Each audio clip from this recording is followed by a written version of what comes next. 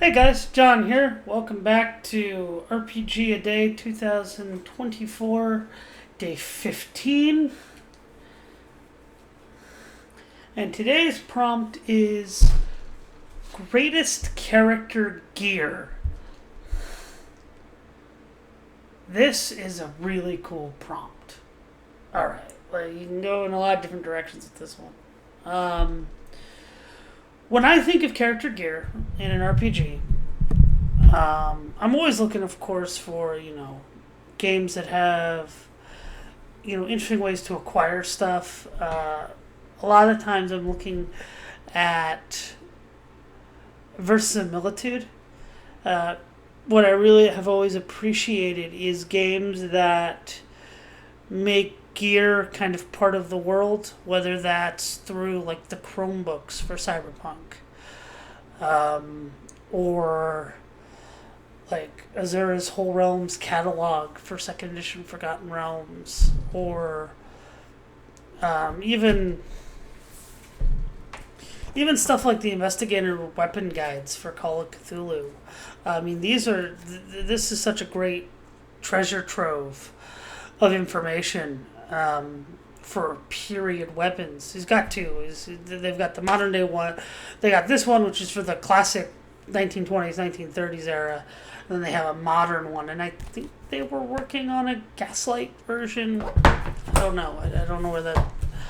I thought I heard that somewhere, but I could be mistaken. Just stuff like, in the Investigator Weapons Guide, there's stuff like how to use the firearm, what calibers are available, where to find them. Like if you're doing a globe-trotting game, where can I find guns? If I'm doing Horror on the Orient Express and I'm in Yugoslavia, where can I find a weapon? Or possibly, that might not be a legal weapon. You might have to go find a black market merchant. So, have the criminal guy do stuff like that. I love that stuff. I love that stuff. It really adds to the game. And can add little side treks for your character. Oh, well, we're trying to get that gun. Or, trying to get the bullets for my gun. It could just be fun. Fun stuff, emergent gameplay that can really add to a campaign. Another game that I think does equipment acquisition in an interesting way, I'll say, is Delta Green, of course. Delta Green does because you're government agents at the default setting, they have a whole requisition system of, you're requisitioning supplies through the government, through all these back channels, and even giving you things of like, well, if you try to get the F-16 for your domestic investigation into this murder, that's going to cause some heads to roll, and you're going to have to explain that somehow.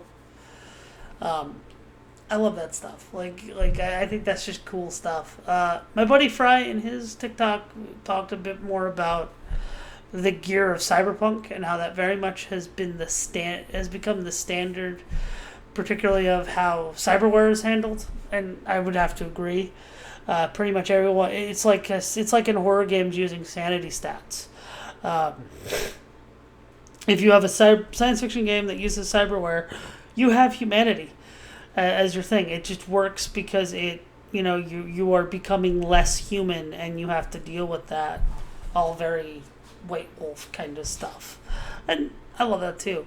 Another game that I think did gear really well, especially in the presentation of it, is Star Wars D6. I read one of their gear books that they put out, which was once again like the Cyberpunk Chromebooks, done like a catalog your characters would have access to in the game world.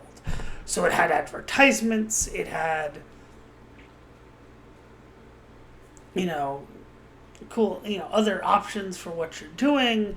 Like it explains you the difference between a jetpack and a rocket pack, which is silly, but it's fun. It fits in the Star Wars aesthetic. A jetpack needs air because it's a jet engine, whereas a rocket pack is louder, but has a self-contained fuel supply because it's a rocket, so you can use a rocket pack in space, but you can't use a jet pack in space.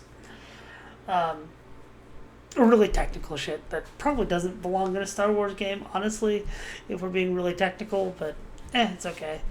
But yeah, it's just stuff like that I've always appreciated about gear. Um, Particularly in games like Star Wars or even Star Trek to an extent, where it's having the phaser or having the gravity belt or the jetpack or the liquid cable dispenser. That's not really the story. Like it's not. It's a solution to a problem. Luke Skywalker swinging across the pit in the Death Star with Princess Leia. Um, that solves a problem. It's kind of like it's the Batman utility belt kind of thing. It's like, no, I have this little gadget to get me out of the situation. Let's move on. So yeah, I love that type of stuff when it comes to gear. And I think those are some of my favorite games that have just showing you kind of in game what it's like. How do you acquire gear, and especially if you go the extra mile of. If a writer goes the extra mile of writing, advertisements and catalog description of things, I appreciate that. There's just something about that. I appreciate it. Another game about gear that I should mention, sorry for the noise, Twilight 2000. This is the second edition of Twilight 2000 that I own. I don't own the new one from Free League, but I own this one. This is one of the old GDW publications. And because it was GDW, and because they were all wargamers, they mapped out everything. They have guns. What flavor gun do you want? Ooh, you want a rocket launcher? Which color? Mortars and artillery. Trying to find the tank section. Can't find the vehicle section, but yeah, really put you in the right headspace as in an alternate 2000 where the Cold War broke out in Europe and stuff like that. It's good. I think the GDW guys did a good job on this one. And even on the new one, the stuff that I've read for the new one has that similar vibe that you would expect from a Twilight 2000 game. So yeah, I mean that's stuff that I appreciate about gear acquisition. I appreciate it, particularly when it's brought into the setting. I love D&D. I love finding a magic item in the dungeon. I love having story reasons to get that magic item. I even like just starting with a magic item, but making it, that was my father's shield or my father's sword, or going to, being Conan the Barbarian from the movie, going to look for his father's sword, trying to reclaim his father's sword. I just think that's awesome. But I also like in more modern, pulpy science fiction games. I love games that let you shop. I do appreciate a good shop on how to get your gear. And that's kind of weird for me because in D&D games, I'm kind of famous for not having magic item shops. I really got away from the magic item shop in the towns. In large cities, it's a different story, but even then, it's not like the Adventurer's Vault where it's like this massive, Walmart-sized place of just magic items. No, it's like, okay, I've got this type of magic item, and if the players have interest in one weapon, you throw it out there for them, you give them the price, they pay it. I've always found in magic items, it's getting the gear, getting the cool sword, getting the cool glaive or bow. Don't just let them buy for it. Let them earn it. Let the players earn it, and they get it as a story.